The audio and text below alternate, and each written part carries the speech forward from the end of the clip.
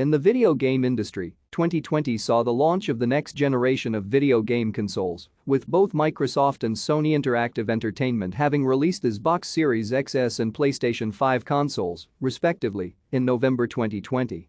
The COVID-19 pandemic's impact on the video game industry in 2020 included difficulties in manufacturing and international travel. Metacritic is an aggregator of video game journalism reviews. It generally considers expansions and re-releases as separate entities.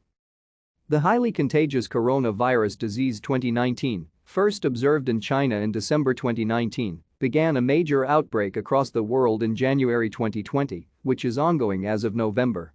Within China, steps to prevent spread of the disease came around, such as large-scale quarantine of affected populations, which have impacted production within the country. This has had a large number of impacts on social, medical, and economic systems worldwide.